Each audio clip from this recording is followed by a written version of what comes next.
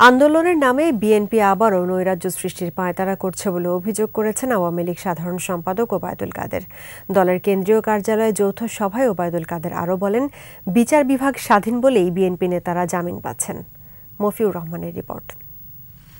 Walton fridge কিনে অনেকের মতো আপনিও হয়ে যেতে পারেন মিলেনিয়াল। সেরা পণ্যের সেরা অফার।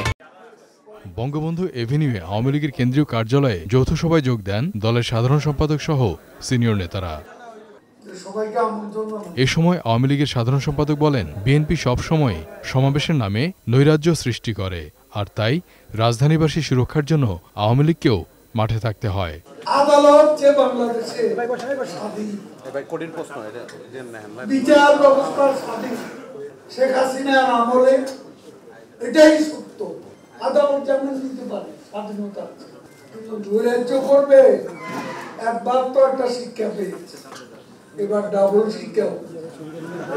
বিএনপি নেতা গয়েশ্বরচন্দ্র রায়ের এক বক্তব্যের জবাবে ওবায়দুল কাদের বলেন, ভারতের দয়ায় আওয়ামী লীগ ক্ষমতা নেই, বরং জনরাই সরকার গঠন করেছে।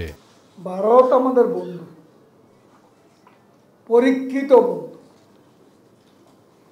কিন্তু ভারতের দয়ায় আমরা ক্ষমতায়। ইলেকশনের সময় আমেরিকা যে ভূমিকাটা নিয়েছিল, আরো কোনো দেশ, ভারত কিন্তু তখন একটা কথা বলে এবং আমাদের ভোটাররা ভোট দিয়েছে।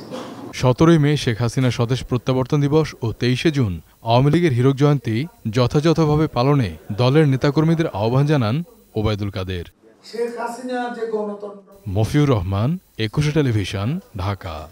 ওয়ালটন ফ্রিজ কিনে অনেকের মতো আপনিও হয়ে যেতে পারেন মিলেনিয়াল। সেরা পণ্যের সেরা অফার।